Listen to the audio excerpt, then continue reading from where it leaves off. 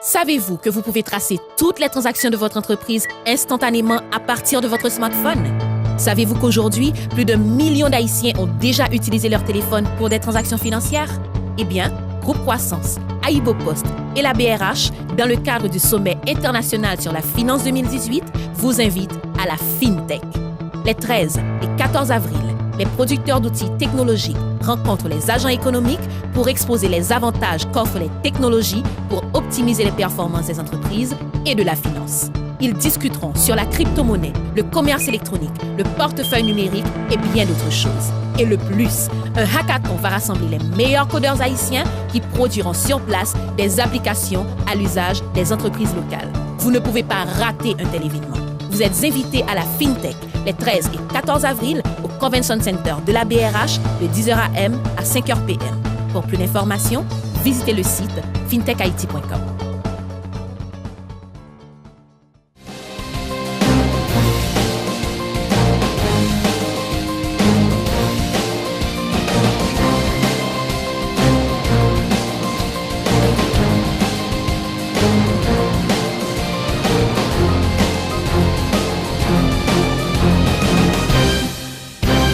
Mesdames et messieurs, bonsoir. Bienvenue au magazine économique. Chaque dimanche, 3h sur Radio Métropole et sur Télémétropole, le rendez-vous économique le dimanche soir à 7h. On reprend cette émission après le point mercredi matin et samedi après-midi à 2h, disponible sur YouTube, Groupe Croissance. Nous allons aujourd'hui avoir un débat, c'est pas le premier, sur les finances municipales, particulièrement à la veille du sommet de la finance. Nous sommes à la 8e édition de ce sommet et chaque année, le mois d'avril, ça représente le mois de la finance et toute une semaine, on parle de finances en Haïti. Pour le faire, nous avons un invité de marque. C'est un Canadien qui était avec nous l'année dernière, M. Martin Lelièvre, qui va discuter avec nous de la situation de la finance municipale au Canada et qu'est-ce qu'on peut apprendre de tout cela. M. Lelièvre, merci d'avoir répondu à l'invitation. Ça fait plaisir. Ce n'est pas votre première visite en Haïti. C'est la deuxième visite et je souhaite être invité l'an prochain pour être capable de poursuivre. Donc, vous souhaitez venir chaque année chaque année, pour célébrer la finance municipale avec nous? Oui, et vous accompagner dans les démarches. Yeah. Dois-je dire au public que nous essayons d'avoir les directeurs des administrations municipales, les directeurs financiers, les maires, d'avoir le même message. Et cette année, vous avez dit quoi à nos responsables des municipalités, les leaders municipaux haïtiens? Quel est le message que vous avez apporté pour nous? Cette année, le message est un peu complémentaire à ce qu'on avait discuté l'année passée lors des ateliers avec des directeurs de finances et les DG. À partir de la problématique soulevée l'an passé, il a été plus facile pour moi d'arriver avec deux approches pour deux ateliers différents, une pour les directeurs de finances, une pour les DG. Une portait sur la gestion des actifs et l'autre sur la gestion des résultats. Alors, c'est un peu ces thèmes-là qui ont été présentés hier et aujourd'hui. Vous voulez qu'on détaille davantage au niveau de la gestion des données? Avant d'y arriver, j'aimerais d'abord savoir l'expérience de M. Lelièvre dans ce domaine. Disons que j'ai œuvré dans le monde municipal, ça fait 40 ans que j'œuvre dans le monde municipal. Dans le monde municipal. Au travers de ça, j'ai eu un parcours de 6 ans dans le secteur privé. Bien sûr, je suis allé chercher une formation en administration publique, une maîtrise en administration publique, ce qui me permet aussi d'apprendre et de développer des concepts de gestion. Et également, ce qui je trouve intéressant dans mon parcours, c'est d'avoir évolué et travaillé dans différentes grosseurs de villes. De petites, moyennes et grosses municipalités, ce qui nous permet d'être capable d'échanger et de voir des approches de gestion un peu différentes, surtout par rapport aux politiques qui sont en place. Comment on fait la catégorie du côté du Canada? Qu'est-ce que vous considérez comme une petite et quel est le niveau d'une moyenne et d'une grande ville? OK. Si on regarde par exemple au Québec, population québécoise de 8 millions. 8 millions? 8 millions de citoyens. Il y a beaucoup plus d'Haïtiens qu'il y a de Québécois. Et il y a au Québec, il y a de recenser 1100 municipalités. Je vous dirais, et à la surprise peut-être de beaucoup de gens, au-dessus de 900 municipalités ont 5 000 de citoyens et moins. 5 000? Oui. C'est l'héritage français.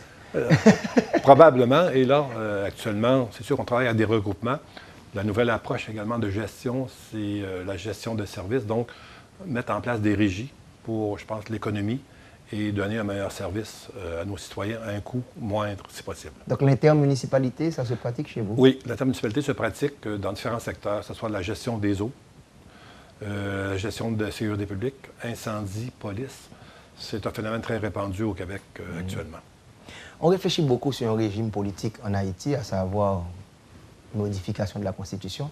Donnez-nous une idée des différents niveaux de gestion, de management que vous avez dans votre pays. Ça commence vers quel niveau pour arriver au plus haut niveau? Comment vous faites ça? Bon. C'est un État fédéral que vous avez, je suppose. Au Québec, d'une part, les municipalités, c'est une création du gouvernement du Québec. Et depuis l'an dernier, les municipalités le gouvernement a reconnu le pouvoir des municipalités, qui sont des partenaires maintenant avec le gouvernement du Québec. Donc, au niveau, par exemple, politique, qu'est-ce qui se passe? Il y a des élections aux 4 ans. Et contrairement à ce qu'on voit ici, qui m'a été un peu surpris d'entendre ça, que les conseils municipaux sont formés de strictement 3 personnes, ici à Haïti. Et au Québec, tout dépendant de l'ampleur de la municipalité, disons pour une municipalité de 20 000 et moins, les conseils municipaux sont formés de 6 conseillers et un maire. Lorsqu'on change de catégorie, on passe de municipalités de 20 000, 25 000 à 100 000. Par exemple, tout dépendant de la volonté du milieu, tu peux retrouver des conseils municipaux de 9, 11, 15, et les municipalités plus grandes, aller jusqu'à 40 ou 60 conseillers municipaux qui vont siéger à la table. Ils votent tous aux élections? Oui. Au même niveau que le maire, à savoir comme une équipe ou bien seul? Oui, au Québec, depuis une vingtaine d'années, facilement, il y a la création des partis politiques. Alors, un maire se présente avec son équipe. Okay. Alors, on peut retrouver dans une élection municipale, par exemple, qui se passe aux 4 ans, à date fixe d'ailleurs, c'est en novembre à tous les 4 ans, il peut y avoir 2 ou 3 partis politiques qui se présentent pour prendre le pouvoir. Et donc, on peut retrouver un maire, d'un président de parti, avec 4 membres qui proviennent d'un autre parti. Donc, tu votes pour à la fois un maire et un conseiller. Et dans une ville, la ville est divisée en districts. Donc, tu vas avoir 6, 8 ou 10 districts électoraux. Et les partis mettent des représentants dans chacun des districts. Okay. Donc, lorsque vous avez des élections municipales, c'est à terme fixe. Tandis qu'au niveau fédéral, ce n'est pas la même situation. Maintenant, au fédéral aussi, c'est à date fixe. Et au provincial également, maintenant, oui. OK. C'est beaucoup plus intéressant pour tout le monde. Okay. C'est qu'on voit la différence, par exemple, si on regarde davantage au niveau municipal, les mandats qui sont de 4 ans, lorsqu'on fait des plans d'action, on essaie de s'assurer qu'il y a une continuité, même si on change de parti politique au bout de 4 ans. Okay. Il y a le municipal, il y a la province, oui. Il va y avoir le fédéral. Et le fédéral. Et comment les relations sont entre ces différents niveaux de gouvernance? Je vous dirais qu'au niveau, dans les pouvoirs qui sont donnés aux provinces, c'est que le secteur municipal est une responsabilité au niveau de la province. Le fédéral ne s'ingère pas du tout au niveau des municipalités au Québec. Par contre, il y a des programmes d'aide financière pour des infrastructures principalement, qui sont des partenariats entre le municipal, le provincial et le fédéral. C'est probablement un des seuls volets qu'on retrouve d'intervention du fédéral au niveau du municipal. Il y a des transferts, bien sûr, gouvernementaux, qui sont envoyés du fédéral au provincial. Mais du fédéral directement au Québec, par exemple, du fédéral directement aux municipalités, ça ne se fait pas. Mais que fait une municipalité? OK. Au niveau de la gestion, au niveau de la gestion municipale, d'une part, les structures sont à peu près identiques un peu partout qu'on retrouve. Donc, on retrouve un conseil municipal. De là, décline un directeur général. Dans certaines municipalités, le directeur général est accompagné de soit de 1, 2 ou 3 DGA. Et après, découlent aussi les différents services. Donc, on retrouve les ressources humaines, les ressources informatiques, le génie, l'urbanisme, la police, les incendies, le greffe, la cour municipale, le loisir. Ce sont les principaux secteurs d'intervention. Et chacune des villes gère ces structures-là. Donc, on retrouve, tout dépendant de l'ampleur de la ville, l'ampleur de l'organisation, le nombre d'employés et également en termes de col blanc et de col bleu, donc le secrétariat, les employés de travaux publics qui font le travail quotidien au niveau de la gestion de la ville. Donc, au niveau de la sécurité, la municipalité s'occupe de la police. Le fédéral n'a rien à voir, rien que de l'armée. Le fédéral, effectivement, strictement l'armée. Et le provincial de la sécurité, okay. Quel est son rôle? OK. Auparavant, dans le monde municipal, je vous dirais que ça a changé il y a 2000, au début des années 2000. Chacune des municipalités avait son propre service de police, ce qui engendrait des coûts énormes au niveau budget. Parce que dans une ville, la répartition du budget, si je peux m'exprimer ainsi, rapidement, 30 du budget d'une ville, c'est le transport. Le transport étant la neige, les déchets, l'entretien. Ça occupe 30 du budget. Le deuxième budget le plus important dans le secteur municipal, c'est la sécurité publique. Qu'on va chercher au-dessus de 16 du budget, qui comprend les incendies et la police. Pour faire en sorte que le gouvernement du Québec a incité les corps de police à se regrouper, soit en régie, dans certains secteurs du Québec, ou, par exemple, une desserte. Donc, il y a deux modèles de sécurité publique au Québec actuellement, à savoir que, bon, il y a des villes qui sont assez grosses, qui ont leur propre service de police, et ce qu'ils font souvent, c'est qu'ils négocient avec les villes voisines pour vendre leurs services. Ce qui est drôlement intéressant. Donc, près de 50 c'est le transport et la sécurité dans le budget municipal. Oui, 50 le transport et la sécurité. Okay. Maintenant, le chef de police répond au maire. Il a été choisi par le maire? Non, il faut faire, faut faire attention à ça. Le service de police relève, sur le plan policier, relève du ministère de la Sécurité publique. Ah, OK. Sur le plan administratif, il relève du DG. Contrairement à ce que j'ai pu entendre aujourd'hui dans le débat avec les DG, les postes sous la direction du directeur général, c'est le directeur général avec un comité de sélection qui choisit son personnel. Donc, autant le directeur de police, le directeur d'incendie, génie, informatique, c'est le directeur général qui est imputable. Et on essaie de plus en plus, dans le monde municipal, de bien définir les rôles et les responsabilités de chacun, le pouvoir politique et le pouvoir administratif. On a à se parler, le rôle du DG, c'est l'entremetteur entre l'administration et le politique. Et comment est-il choisi, le directeur général? Sur appel d'offres. Ah. Dans les journaux, il y a une invitation qui est faite. Une ville lance le concours avec une description sommaire du poste, autant sur le plan académique, sur le plan des connaissances, sur le plan d'expertise. Les gens appliquent, postulent. Souvent, maintenant, on retrouve dans les majorités des villes, c'est que le maire, qui est d'office pour l'embauche du DG parce que ça va être son bras droit, vous savez, je dis souvent dans le monde municipal, le maire et le DG, ça doit être un mariage. Tu passes plus de temps avec ton maire qu'avec ton conjoint ou ta conjointe à la maison. Donc, ça prend une bonne chimie entre les deux. Et les maires, maintenant, se font accompagner souvent de psychologues industriels. Donc, il y a des tests qui sont passés, connaître un peu les forces de son DG et connaître un peu plus aussi également les points de vigilance, à savoir sur quoi on va travailler ensemble. Dans tout mariage, il y a des divorces. Comment on gère ces divorces dans le cas municipal? OK. Au Québec, c'est un peu institutionnalisé, à savoir que les DG, dans la majorité des villes, sont engagés à contrat. C'est des contrats de 5 ans, voire même jusqu'à 7 ans. Alors, ce sont des contrats à durée déterminée. Donc, s'il y a un changement politique, et le maire, par exemple, décide que lui, le DG qui est en place, c'est pas le type d'individu, d'intervenant qui a envie de partager et de faire avancer la ville, ils s'entendent. Et habituellement, s'il reste 2 ans au contrat du DG, bien, le conseil municipal paie les 2 années au contrat et le DG.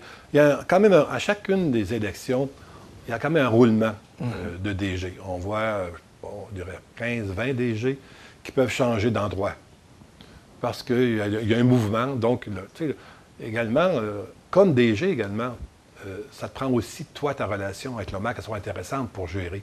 Sinon, toi aussi, tu peux mettre à regarder ailleurs. Tu dis, bon, ben moi, avec ce maire-là, c'est pas quelque chose qui m'intéresse. Sa philosophie ne coïncide pas avec la mienne.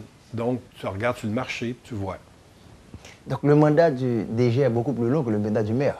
5 contre 4. Pardon?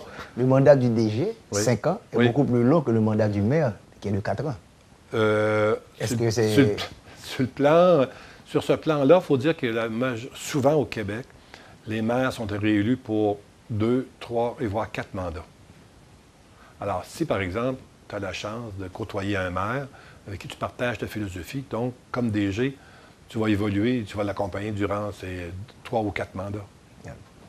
Voilà, vous suivez le magazine économique sur Radio Métropole, sur Télémétropole, le rendez-vous économique. Nous parlons avec Martin Lelièvre qui essaie de partager comment ça fonctionne du côté du Canada. Et on peut prendre certainement quelques pages pour ajuster. On pense global pour agir local. On prend la pause, on se retrouve dans quelques instants pour la deuxième partie de l'émission.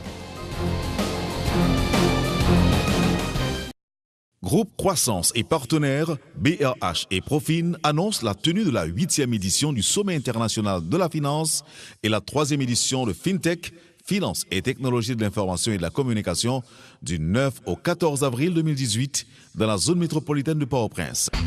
Les thèmes de cette année, financer l'agribusiness en Haïti et Bitcoin, fiction ou réalité. Durant 5 journées consécutives au Caribbean Convention Center, des experts nationaux et internationaux discuteront de la finance municipale, du financement nécessaire pour relancer le secteur agricole en Haïti de façon à satisfaire la demande locale et favoriser les exportations. Des allocations au secteur agricole dans le budget national, du renforcement du crédit agricole dans le système bancaire haïtien et de l'importance des assurances dans le secteur agricole au cours de cette période dominée par le changement climatique. 2 événements importants parallèles auront lieu durant le sommet de la finance. Conférence internationale de la microfinance le mardi 10 avril au Caribbean Convention Center et FinTech les vendredis 13 et samedi 14 avril au Centre de documentation de la Banque centrale. Le grand rendez-vous annuel de la finance haïtienne patronné par la BNC, DAI, Sofides, FDI, Ministère du Plan, le ministère de l'Économie et des Finances, USAID Haïti, Unibank, BUH, AIC, APN, Fast Forward, Conseil national des coopératives, Biansaya, Électroménager, Radio-Télé Caraïbes, RFM, Radio-Télé Métropole, Chocarella, Radio Ibo, Magic 9, Télé 20, Radio-Télé Guinée, Radio-Télévision 2000, Radio-Télé Pacifique, Radio Scoop FM, MCTV, Radio-Télé Kiskeya et le National. Groupe Croissance SA, votre partenaire du futur. Mettez pour mettre, BPT 50 000 gouttes. 7% à bon petit temps, ou bénéficier 7% obligé. Allez, oh, Carole, sans régler comme ça même, pas voir du tout. Ah, activité fait pas temps. Au contraire, son petit temps prend là pour venir renouveler obligation BRH moyen. On entend parler de obligation BRH. Qui ça lié même? Obligation BRH, c'est un produit banque centrale mettez sous marché pour faire l'argent fait petit. Dès pour pipiti 50 000 gouttes ou qu'à mettre dans obligation BRH cap rapporte 7% intérêt chaque année. 7% intérêt chaque année. Ça bon net oui. Et puis son petit dollar m'ta pas lâcher pour me serrer oui Fanny. Ah, pas jouer nos ma chère. Qui a fait acheter dollar serré ça? S'il descend ou bon, s'il monte, BRH a mettre un petit plus sous 7% là. Qui donc pas perdu non ma chère. D'ailleurs, c'est renouvelé, renouveler l'obligation BRH là pour 3 mois. Et puis qui côté exactement m'a besoin de produit ça? Ou a besoin dans toute banque yo, à toute coopérative qui dans fédération yo, à dans l'autre institution financière yo. Eh bien, avec obligation BRH, tout j'aime gagner. Ou fin parler Carole, malé. 7% obligation BRH, c'est comme vous cap fait cash, pas négocier. 7% mettez pour mettez. Savez-vous que vous pouvez tracer toutes les transactions de votre entreprise instantanément à partir de votre smartphone? Savez-vous qu'aujourd'hui, plus de millions d'Haïtiens ont déjà utilisé leur téléphone pour des transactions financières? Eh bien, Groupe Croissance, Aibo Post et la BRH, dans le cadre du Sommet international sur la finance 2018, vous invitent à la FinTech. Les 13 et 14 avril, les producteurs d'outils technologiques rencontrent les agents économiques pour exposer les avantages qu'offrent les technologies pour optimiser les performances des entreprises et de la finance. Ils discuteront sur la crypto-monnaie, le commerce électronique, le portefeuille numérique et bien d'autres choses. Et le plus, un hackathon va rassembler les meilleurs codeurs haïtiens qui produiront sur place des applications à l'usage des entreprises locales. Vous ne pouvez pas rater un tel événement. Vous êtes invités à la FinTech les 13 et 14 avril au Convention Center de la BRH de 10h AM à 5h PM. Pour plus d'informations, visitez le site fintechhaiti.com.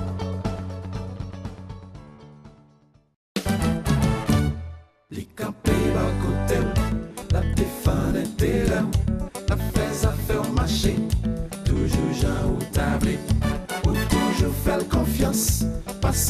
performance, wap satisfait sans man. Love c'est client Sogebank. Sogebank, toujours bas côté mes amis. Sogebank, toujours bas côté. Sogebank, toujours bas côté mes amis. Sogebank, toujours bas côté. Sogebank.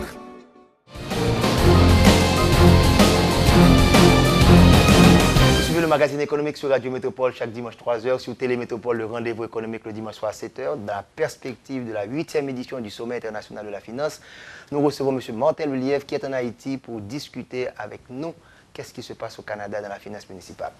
Maintenant, entrons un petit peu dans ce qui s'est passé pendant ces 2 journées en marge du sommet. Vous avez parlé des actifs au niveau d'une communauté. Expliquez-nous l'importance des actifs dans une communauté. Je pense que la gestion des actifs est un peu la pierre angulaire du développement de la municipalité. À savoir, je pense que si on a un bon contrôle de nos actifs, si on connaît nos actifs, parce que la gestion des actifs, ça ressemble beaucoup à une cueillette, principalement à une cueillette de données.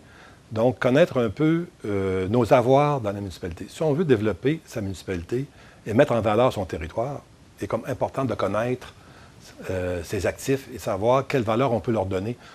Si on prend un exemple concret, on a 1 hectare de terrain disponible en blanc étant desservi, parce que, bon, le langage au Québec, le territoire qui peut être développé, on appelle ça le territoire blanc, et le territoire agricole, on appelle ça le territoire vert. Et au Québec, il y a une corporation qui relève du gouvernement du Québec, qui s'appelle la CPTAQ, qui, elle, contrôle cette partie de territoire-là, le territoire vert. Donc, si on veut, par exemple, demander une intervention pour être capable de s'accaparer d'une partie du territoire vert pour bâtir, actuellement, il y a un moratoire depuis plusieurs années au Québec. Donc, on ne peut pas aller jouer dans ce territoire-là. Donc, il faut mettre en valeur notre partie territoire blanc. Et ce qui se passe actuellement dans la majorité des villes au Québec, c'est le phénomène de densification. Donc, sur le même lopin de terre, on s'organise pour mettre la plus grande valeur possible pour augmenter notre richesse foncière, donc nos revenus de taxation. Parce que contrairement à certains, entre autres à Haïti, au Québec, la gestion municipale, la taxation foncière, c'est la municipalité qui collecte ses taxes et c'est avec cette partie de financement-là qu'elle gère son budget. Si on regarde, par exemple, un budget municipal, au-delà de 60 % de notre budget en termes de revenus provient de la taxe foncière. Donc, c'est important pour une ville d'avoir de la richesse, de la valeur, pour aller chercher le maximum de revenus en termes de taxes foncières. Donc, vous taxez le terrain et vous taxez également le bâti? Oui, les deux sont taxés. OK. En Haïti, c'est seulement le bâti. Donc, le foncier également est important pour vous? Oui, très, très important. Okay. Et d'ailleurs, une des règles qui nous est permise par la loi, un territoire, par exemple, de catégorie blanche, qui est desservi, donc les services aqueducs, égouts, pluviales, passent devant ce terrain-là. S'il n'est pas développé, on a le pouvoir de le taxer en double. Ah bon? Oui. Ce qui, dans le fond, c'est pour l'inciter à... L'objectif, c'est pour l'inciter à le développer, à mettre de la richesse dessus. OK. Maintenant, dans le cadre de l'aménagement du territoire, vous regardez exactement où les gens vivent physiquement et là, le vert, que ce soit l'environnement et également l'agriculture. C'est ce que vous recherchez. L'agriculture, oui. Parce qu'au niveau, l'urbanisme s'occupe 5 % du budget dans la ville. L'urbanisme, c'est le développement économique, mais dans toute ville, je dirais que c'est un peu le cœur de la ville, l'urbanisme. C'est l'aménagement et la planification du territoire. Donc, on a un plan d'urbanisme que toute ville est obligée d'adopter, en conformité avec le schéma d'aménagement qui est géré par des MRC. Les MRC, c'est la municipalité régionale de comté qui regroupe une région. Et il y a un schéma d'aménagement qui a été voté. Et les villes, lorsqu'ils font leur plan d'aménagement, leur plan d'urbanisme, elles doivent respecter les critères et les orientations. Et dans une ville, par exemple, tu peux avoir un secteur, des zones. Hein? Tu as des zones commerciales, donc la seule chose qui peut être construite dans ce secteur-là, c'est du commerce. Tu as d'autres secteurs, c'est des zones industrielles. Donc, dans ce secteur-là, tu ne peux faire que de l'industrie. Et tu peux avoir de l'industrie légère, moyenne et lourde. Et après, tu as le secteur résidentiel. Et là aussi, il y a des règles. Alors, c'est un peu le zoning de chaque zone, voilà ce qu'on fait? Oui, avec une grille d'usage en plus. C'est-à-dire, par exemple, dans une zone X, on peut faire du 2 étages. Dans une autre zone, on peut faire du 3 étages. Dans une autre zone, on peut faire du 4 étages. Ça demande une autorisation de la municipalité? Oui. Personne ne peut. Ça prend un permis. Alors, pour venir, la personne se présente au service d'urbanisme et demande un permis pour construire, présente ses plans. Les plans doivent être signés par un architecte. Et une fois qu'on a regardé le plan, une fois qu'on a regardé tous les aspects du zonage, la grille d'analyse, on lui accorde son permis. À l'occasion, il peut y avoir des dérogations par rapport aux marges, par exemple. Il y a des marges par rapport à la rue, par rapport aux voisins. Des fois, pour 1 centimètre ou 2, on peut faire des modifications. On appelle ça des dérogations. Et c'est le propriétaire du permis qui doit demander ce changement de grille-là. Et c'est lui qui paye en plus pour le changement. Il y a des frais qui occasionnent ce changement-là, donc il y a des frais. Donc, au niveau provincial, l'urbanisme, est-ce qu'il y a une structure qui s'en occupe? Au niveau fédéral, est-ce que l'urbanisme est laissé exclusivement au municipal? L'urbanisme, oui, mais parce qu'il faut faire attention. Au Québec, il y a aussi, dans le cadre d'une réorganisation qui s'est faite dans les années 2000, pour la grande région de Montréal, et appelle ça la CMM, c'est la Communauté métropolitaine de Montréal, qui, elle, a un programme d'aménagement de développement pour éviter un des problèmes qui se passe au Québec que nous avons. C'est le problème de la population qui se déplace. Et lorsque la population se déplace, ce qu'elle fait, c'est qu'elle va générer du transport supplémentaire, des routes supplémentaires, des écoles supplémentaires. Donc, à partir du schéma qui a été fait par la CMM, ce qui arrive là-dedans, c'est qu'on tente de forcer de garder les gens le plus près de la ville. Parce que sinon, ça cause des infrastructures. Donc, les écoles se vident dans le centre, ils doivent bâtir d'autres écoles un peu plus loin. Ils appellent ça l'effet des trous de beigne. Le premier trou de beigne, le deuxième trou de beigne. Ce qui fait que ça fait un coût énorme parce que les routes provinciales sont construites par le gouvernement du Québec. Les grandes routes, les boulevards. Parlant de Montréal, vous savez que Montréal, pour les Haïtiens, c'est le Canada. Et dites-nous combien de maires qu'il y a dans cette grande zone métropolitaine de Montréal?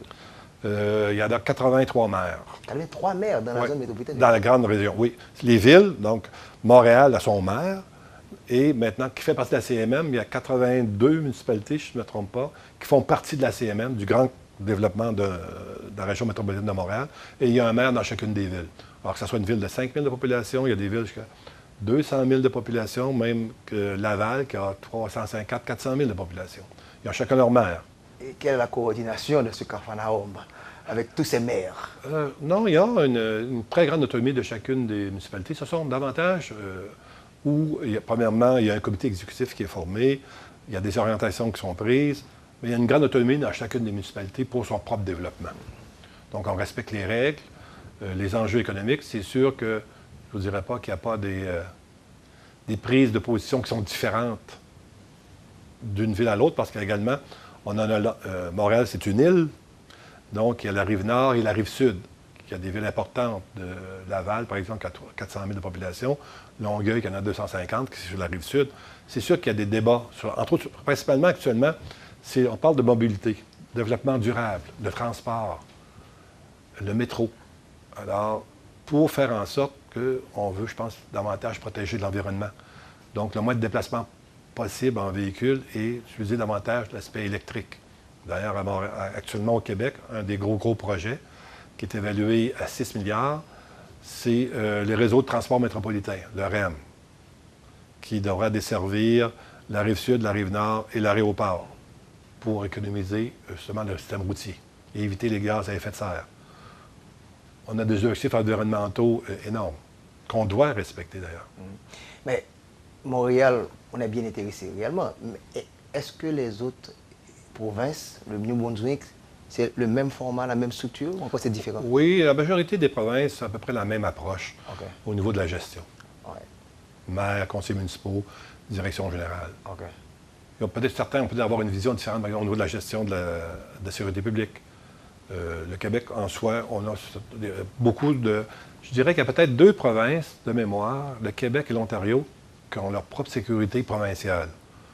Les autres provinces sont desservies par la police fédérale, qui envoie des corps de police dans chacune des provinces. Donc, la relation entre les provinces et les mairies, c'est quoi exactement? Habituellement, les relations sont bonnes parce que, vous savez, dans le fond... Il y a une assemblée au niveau provincial, là, ouais? Oui, oui. Une assemblée nationale qui a 125 députés. Donc, il y a des députés il y a 125 régions au Québec. Donc, il y a un député qui est élu aux 4 ans pour représenter un parti politique. Alors, il y a 4 partis politiques actuellement au Québec. 4 partis politiques? Oui. Pour combien d'habitants? Pour 8 millions d'habitants. Nous avons beaucoup plus que ça pour les 11 millions ici. On peut vous en donner une idée. C'est la parfaite compétition. Et je vous dirais qu'il y a 4 partis politiques, dont 2 sont vraiment positionnés pour aller chercher le pouvoir aux prochaines élections. Il y en a un qui est plus marginal, et il y en a un autre qui est en perte de vitesse depuis quelques années. Maintenant, les actifs, ils peuvent être matériels, ils peuvent être immatériels. Comment on gère tout ça? Okay. Dans chacune des villes, par exemple, bon, on gère, lorsqu'on parle d'actifs, bien sûr, on parle à la fois de terrain, d'immeubles, de routes, de corridors de transport. C'est la municipalité qui gère son propre corridor de transport, qui gère ses propres immeubles, qui gère ses routes, la réparation d'entretien. Il y a, cependant, dans certaines municipalités, des autoroutes, donc les autoroutes qui passent dans leur municipalité. Ça, les autoroutes sont gérées par le provincial. Les mairies collectent les fonds et dépensent, ou encore c'est le national qui collecte pour remettre aux mairies, comme ça se fait en Haïti? OK. Oui, c'est ça. La différence entre Haïti et notre mode de fonctionnement sur le plan des finances est un peu différent.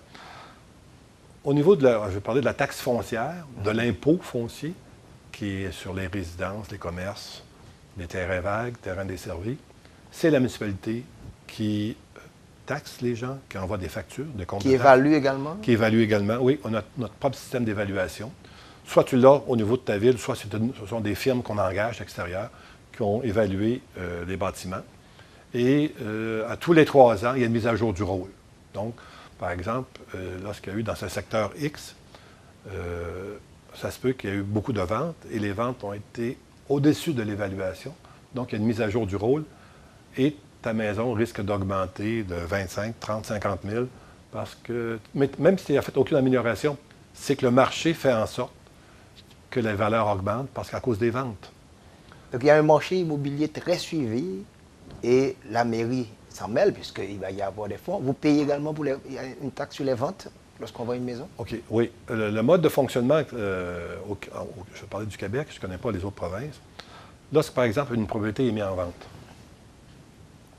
bien entendu, le nouvel acquéreur doit payer, en plus de sa taxe foncière annuelle qu'il doit prendre, s'il vient d'acquérir une nouvelle propriété, on appelle ça la taxe de bienvenue.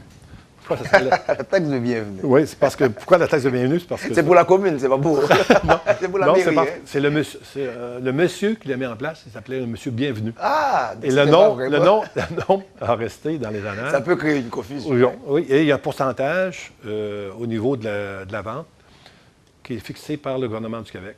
À savoir, par exemple, que le premier 50 000 $, il y a 0,5 % qu'il doit payer de taxes. Entre 50 et 200 000, il y a 1 %.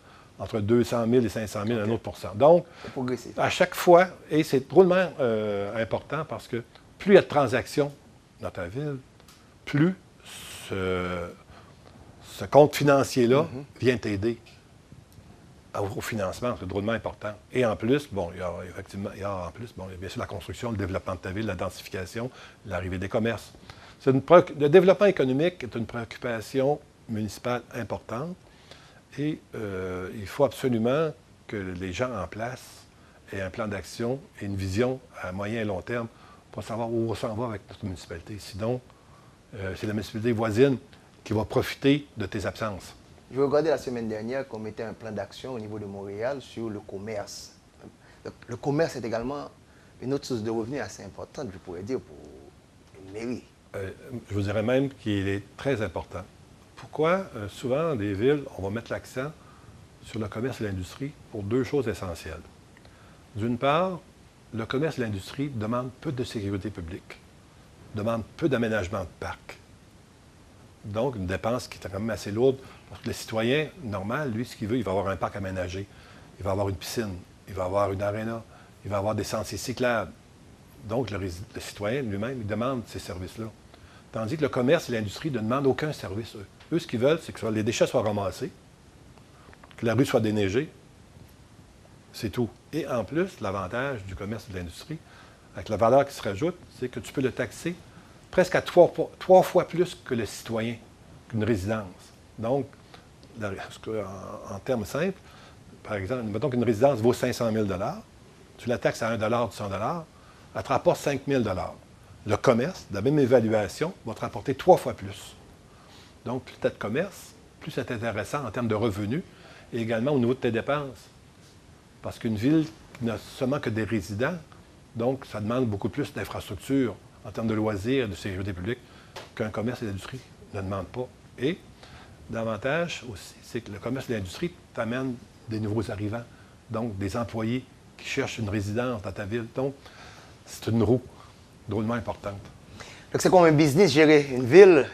Vous regardez les segments, qu'est-ce qui se peut apporter beaucoup plus? Effectivement, et actuellement, je dirais que la tendance des maires au Québec, c'est vraiment, c'est gérer une ville, c'est devenu une entreprise. C'est ça. On va prendre la pause et la toute dernière avant d'avoir la troisième et la dernière partie de l'émission.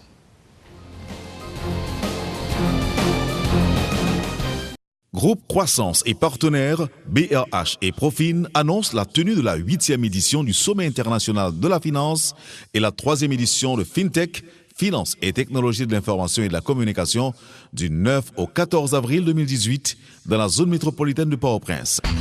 Les thèmes de cette année, financer l'agribusiness en Haïti et Bitcoin, fiction ou réalité. Durant 5 journées consécutives au Caribbean Convention Center, des experts nationaux et internationaux discuteront de la finance municipale, du financement nécessaire pour relancer le secteur agricole en Haïti de façon à satisfaire la demande locale et favoriser les exportations. Des allocations au secteur agricole dans le budget national, du renforcement du crédit agricole dans le système bancaire haïtien et de l'importance des assurances dans le secteur agricole au cours de cette période dominée par le changement climatique. 2 événements importants parallèles auront lieu durant le sommet de la finance. Conférence internationale de la microfinance le mardi 10 avril au Caribbean Convention Center et FinTech les vendredis 13 et samedi 14 avril au Centre de documentation de la Banque centrale.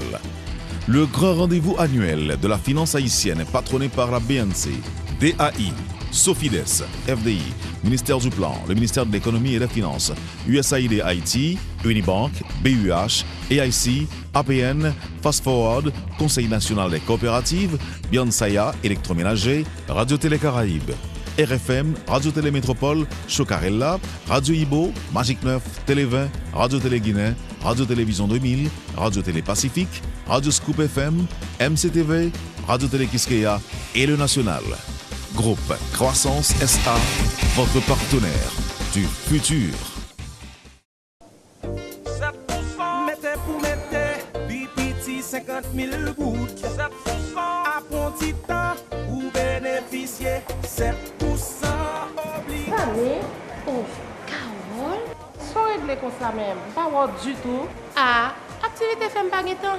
Au contraire, son petit temps prend là pour venir renouveler obligation BRH moyen. On entend parler de obligation BRH. Qui s'allie même? Obligation BRH, c'est un produit banque centrale mettez sous marché pour faire l'argent fait petit. Débouquer pour pipiti, 50 000 gouttes, ou qu'à mettre dans l'obligation BRH, cap rapporte 7% intérêt chaque année. 7% intérêt chaque année. Ça bon net, oui. Et bien, son petit dollar, je vais l'acheter pour me serrer, oui, Fanny. Ah, t'as joué nos ma chère. Qui a fait acheter de la série ça? S'il descend ou bon, s'il monte, BRH a mis un petit duplice sous 7% là. Qui donc, pas de perdu non ma chère. D'ailleurs, c'est renouvelé, renouveler l'obligation BRH là pour 3 mois. Et puis, qui côté exactement m'a besoin de produit ça? Vous avez besoin dans toute banque yo, à toute coopérative qui dans la fédération yo, à dans l'autre institution financière yo. Eh bien, avec obligation BRH, tout j'aime gagner. Ou fin pas les Carole, malé. 7% obligation BRH, c'est comme vous cap fait cash, pas négocier. négocier. Mettez pour mettez. Savez-vous que vous pouvez tracer toutes les transactions de votre entreprise instantanément à partir de votre smartphone? Savez-vous qu'aujourd'hui, plus de millions d'Haïtiens ont déjà utilisé leur téléphone pour des transactions financières? Eh bien, Groupe Croissance, Aibo Post et la BRH, dans le cadre du Sommet international sur la finance 2018, vous invitent à la FinTech. Les 13 et 14 avril, les producteurs d'outils technologiques rencontrent les agents économiques pour exposer les avantages qu'offrent les technologies pour optimiser les performances des entreprises et de la finance. Ils discuteront sur la crypto-monnaie, le commerce électronique, le portefeuille numérique et bien d'autres choses. Et le plus, un hackathon va rassembler les meilleurs codeurs haïtiens qui produiront sur place des applications à l'usage des entreprises locales. Vous ne pouvez pas rater un tel événement. Vous êtes invités à la FinTech les 13 et 14 avril au Convention Center de la BRH de 10h AM à 5h PM. Pour plus d'informations, visitez le site fintechhaiti.com.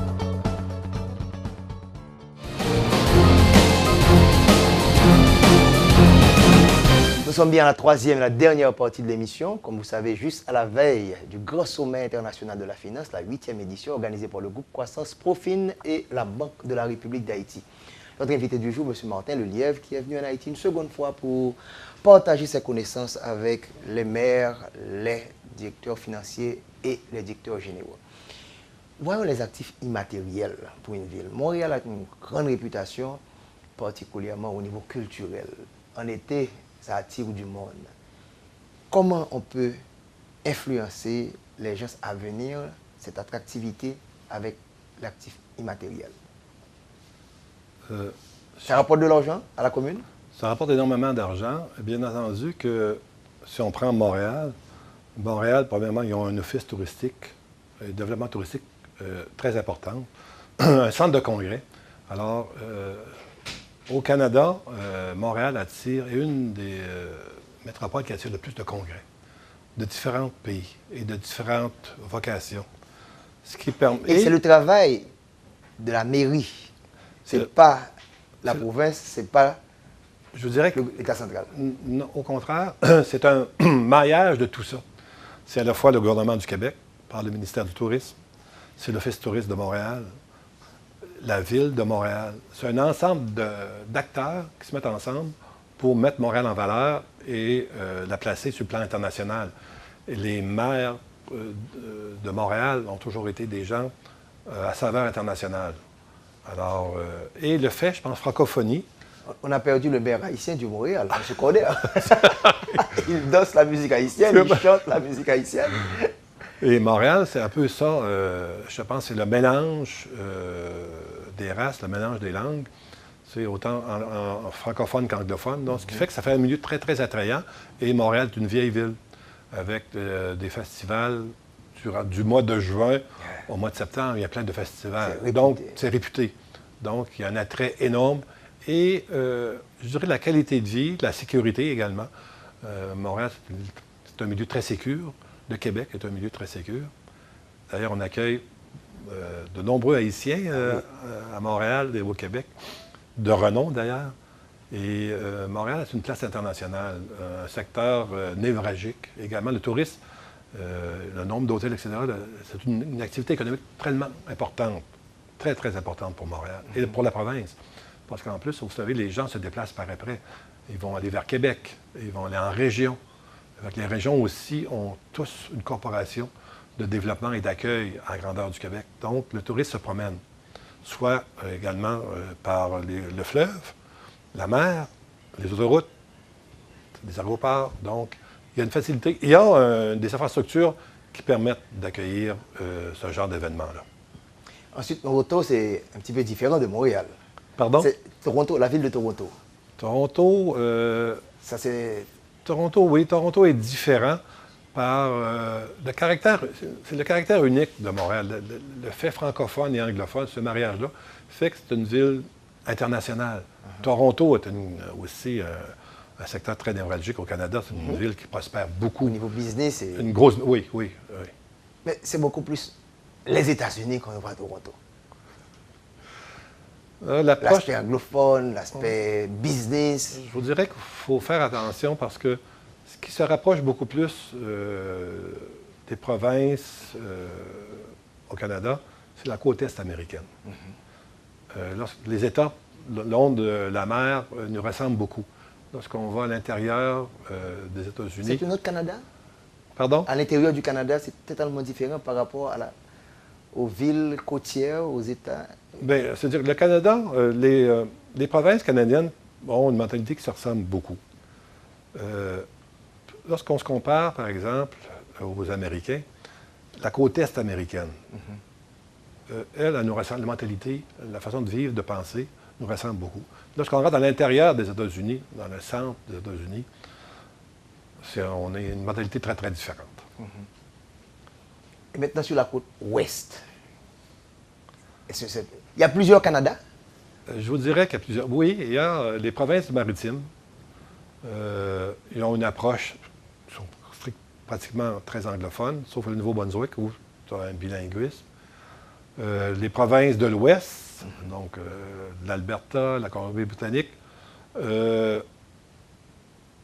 ont une façon de... C'est plus conservateur, je vous dirais, en termes de pensée, que le libéralisme qui épouse l'Ontario et le Québec. Voilà. La vision est un petit peu différente. C'est peut-être encore l'influence de la côte ouest la côte est des États-Unis. Sûrement, il y a une influence. Et maintenant, on reste encore dans les municipalités, dans la gestion des actifs, les résultats. Et qu'est-ce qu'on pourrait apprendre du Canada, nous, au niveau des municipalités locales? Je sais que le Canada nous aide, l'ACDI apporte un soutien à travers le PCM, l'intercommunalité. Qu'est-ce qu'on pourrait apprendre d'autre pour mieux gérer les communautés? Si vous me permettez, je pense que si on veut, comme étranger, apporter une expertise ici en Haïti, on aurait, dans un premier temps, avantage à venir connaître qu'est-ce qui se passe à Haïti. Moi, c'est la deuxième année que je suis invité ici par le groupe Fides Management. Et ce que j'ai appris de ma première année, c'est qu'on ne peut pas venir avec notre savoir et le déposer comme ça sur la table et penser que les gens vont le prendre et ils vont s'en accaparer immédiatement, puis ils vont... Non. Ce que j'ai appris l'année passée m'a aidé beaucoup cette année à changer ma façon d'intervenir, à connaître leurs problématiques, la façon qu'ils vivent, leur culture, et voir comment moi, à partir de connaissances que j'ai, des expériences, comment je peux venir, je dirais pas les aider, les accompagner à cheminer. Ce matin, j'écoutais les DG parler de leur mairie. Hier, j'écoutais les directeurs financiers parler de leur DG. Il y a vraiment, je pense qu'il y a un travail à faire énorme parce que vous savez, M. Castor, puis vous en parlez souvent, je pense que le développement d'un pays commence par du développement local. Si ton développement local ne se fait pas, ton pays ne peut pas avancer. Et ce sont avec tes citoyens, avec tes membres de cette collectivité-là que tu peux faire avancer. Et ce que j'en retiens actuellement de l'expérience que j'ai vécue à travers les ateliers que j'ai animés, c'est que je pense qu'il y aura avantage à ce que les maires des différentes communes puissent, je pense, prendre au niveau de leur pouvoir politique, l'exprimer, le pouvoir politique, et laisser à leurs directeurs généraux l'aspect et le pouvoir administratif de bien gérer leur organisation. J'ai senti, et je l'ai senti l'année passée, je le sens encore cette année, je sens des directeurs généraux insécures, manque de formation, manque de solidarité, à la merci d'un nouveau maire qui arrive. Donc, je ne pense pas qu'on peut faire du développement local s'il n'y a pas des règles qui sont mises en place. Entre autres, respecter, avoir des contrats pour leurs directeurs généraux solides et faire en sorte que, par exemple, que le maire, ce que j'ai compris ce matin, puis je ne fais pas une analyse là, exhaustive de ça, mais ce que j'ai compris ce matin, c'est que les maires, souvent, le nouveau maire qui arrive dans la commune, arrive avec son monde, ses amis, entre guillemets, qui n'ont pas nécessairement toutes les compétences et la formation pour venir gérer la collectivité. Et tant que, je pense à Haïti, il n'y aura pas des règles et de reconnaissance au niveau du local, qu'il y ait aussi une décentralisation, une déconcentration du pouvoir de l'État, je pense qu'on va avoir de la difficulté à faire avancer la cause haïtienne. Comment avez-vous pu faire cette différence entre le politique, les élus, et l'administratif, l'aspect technique, qui font la carrière? Comment vous avez pu vivre cette expérience au Canada et au Québec en particulier? Oui. L'an passé, si vous vous en souvenez, j'avais fait une présentation sur la convergence des agendas, à savoir que le politique et l'administratif doivent composer ensemble. Mais je vais prendre l'exemple aussi simple, c'est que chacun doit avoir son carré de sable. Dans un carré de sable politique et un carré de sable administratif. Il y a une ligne. Et je pense que les deux, chacun de leur côté, doivent respecter. Vous savez, cette situation-là n'est pas unique à Haïti. Au Québec, il peut arriver à l'occasion qu'on a des élus qui viennent interférer dans l'administration municipale, au niveau administratif. Et c'est au DG à discuter avec le maire, dire, écoutez, je pense, et la loi, ce qui aussi, je pense, qui donne des instructions assez précises, la loi définit. Si je vais vous le présenter sous cette forme-là. Au Québec, la loi qui a créé les municipalités, on appelle ça la loi des cités et villes. Dans la loi des cités et villes, on définit le rôle du maire. Le maire, c'est le chef exécutif de la ville. Il y a des rôles et des responsabilités. Et également, il y a 3 officiers municipaux qui sont mentionnés dans la loi. Le directeur général, le trésorier et le greffier.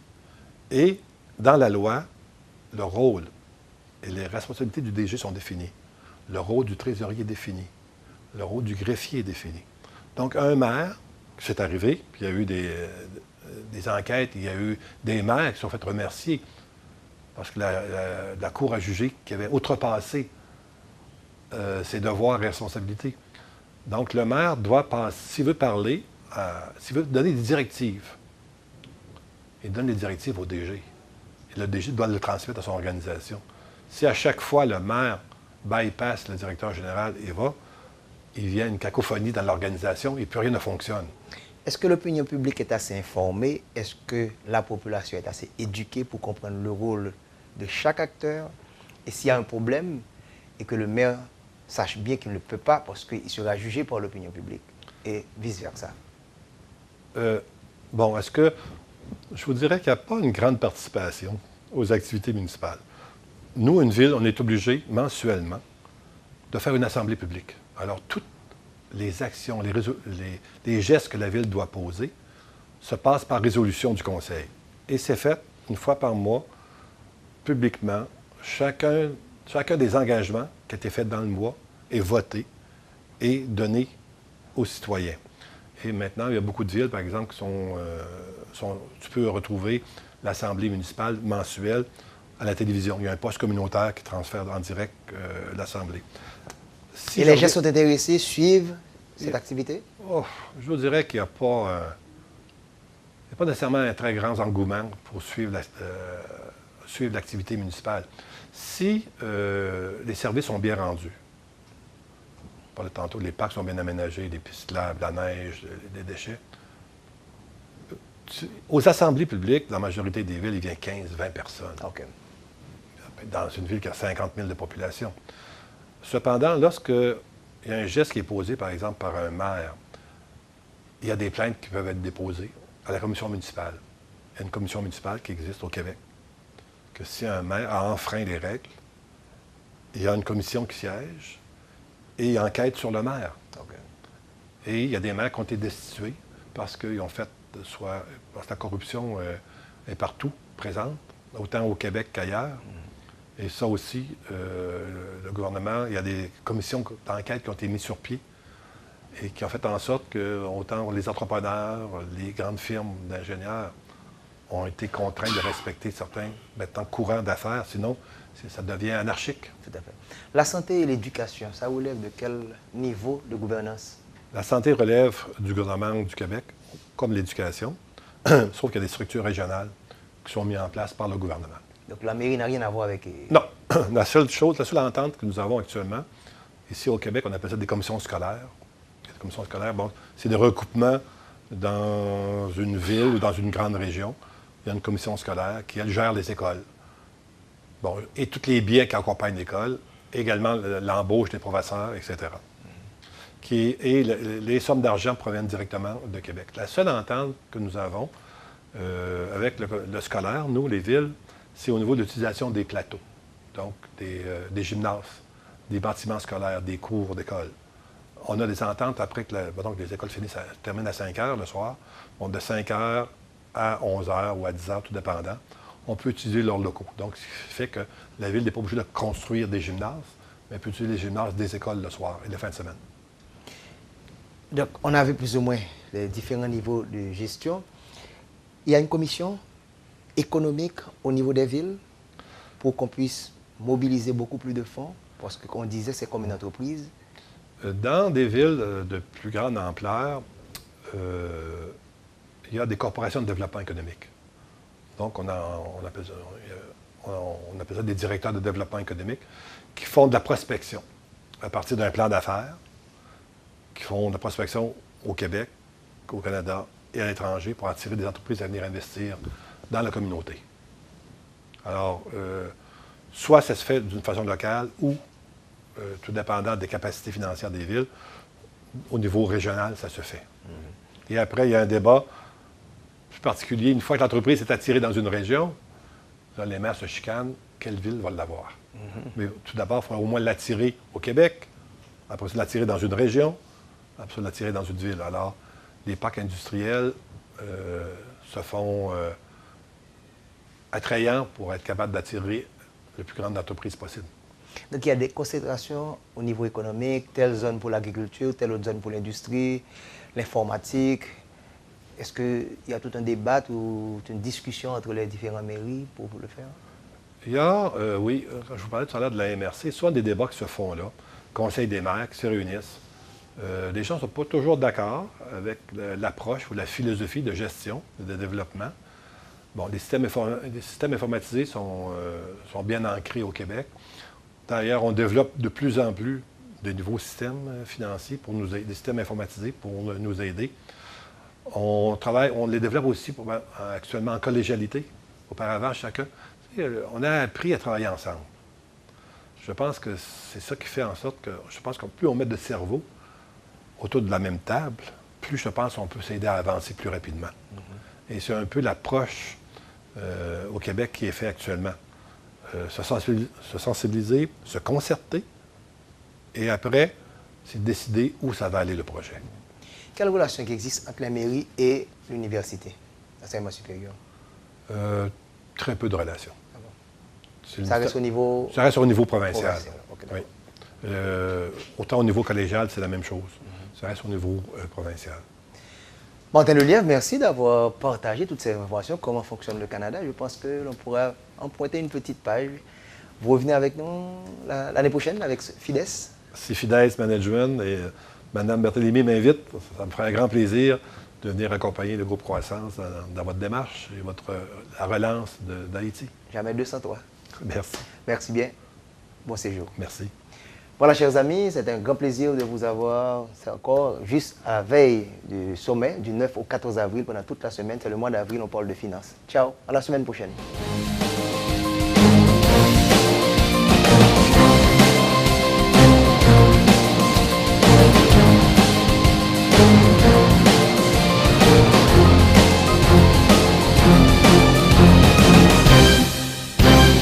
Savez-vous que vous pouvez tracer toutes les transactions de votre entreprise instantanément à partir de votre smartphone? Savez-vous qu'aujourd'hui, plus de millions d'Haïtiens ont déjà utilisé leur téléphone pour des transactions financières? Eh bien, Groupe Croissance, Aibo Post et la BRH, dans le cadre du sommet international sur la finance 2018, vous invitent à la FinTech. Les 13 et 14 avril, les producteurs d'outils technologiques rencontrent les agents économiques pour exposer les avantages qu'offrent les technologies pour optimiser les performances des entreprises et de la finance. Ils discuteront sur la crypto-monnaie, le commerce électronique, le portefeuille numérique et bien d'autres choses. Et le plus, un hackathon va rassembler les meilleurs codeurs haïtiens qui produiront sur place des applications à l'usage des entreprises locales. Vous ne pouvez pas rater un tel événement. Vous êtes invités à la FinTech, les 13 et 14 avril au Convention Center de la BRH de 10h AM à 5h PM. Pour plus d'informations, visitez le site fintechhaiti.com.